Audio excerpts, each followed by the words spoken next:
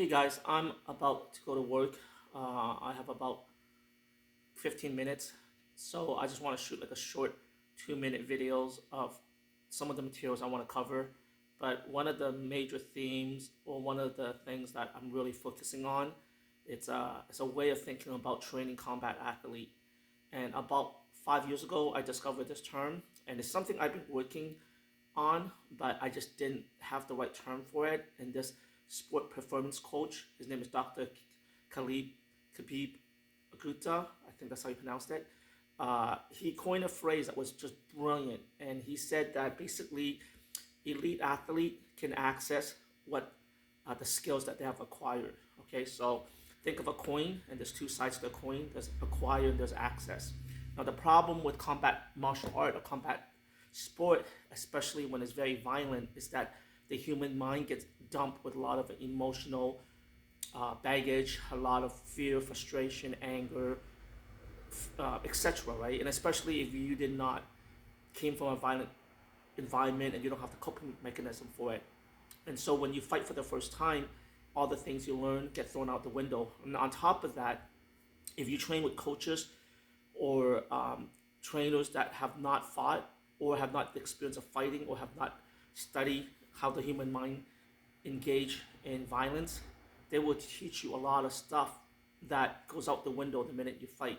Okay, and so I want to basically this Saturday the theme, the whole premises works on accessing versus acquiring. So think of it's the same side of the two coins.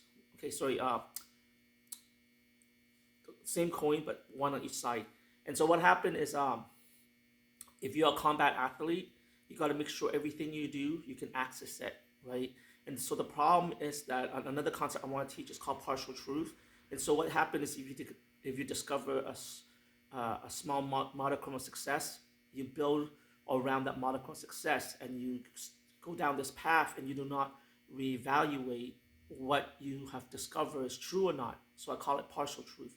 And you see that in religion, you see that in politics, you see that even in big corporations. You know what I mean? And so what happened is a lot of times you will see athletes hit the focus mitt, right? They look phenomenal, and then on the day of the fight, they can't do any of it, and it's because the coach have not constantly checked to see if they can access it, right? And so what happened is you have to do these neural feedback loop tricks to make sure the athlete can access it. And now these neural feedback loop tricks may take time to acquire, and it may not work perfectly, okay? But at least we are cognizant of it.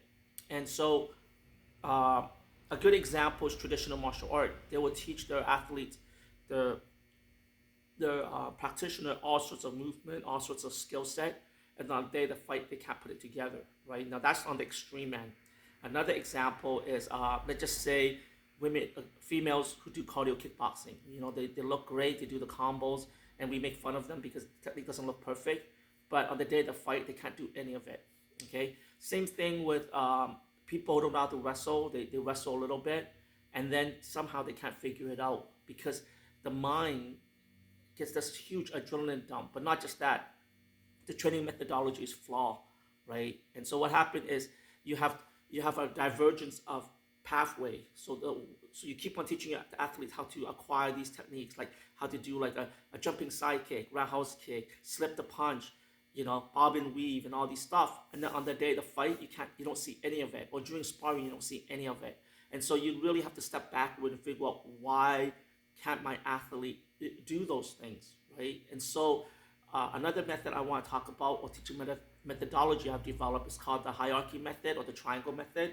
And so if you want, comment below and I'll break it down. It's a method that took me a while to figure out, and I honestly believe is one of the best methods to map out where you are in your training regimen and if you're able to access it.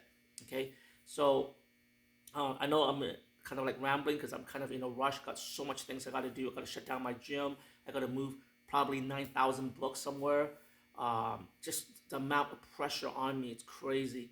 Anyways, hopefully people want to train with me. I'm going to be in Buffalo this weekend at Integrity Martial Art.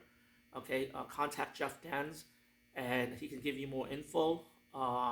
the way I teach is going to be like it's gonna cause a paradigm shift in your understanding of movement and your understanding combat art. Okay, so anyways, guys, hopefully you guys can check it out. I know a lot of people message me, and a lot of people are interested in the way I approach martial art, and hopefully you can interact with me for the first time.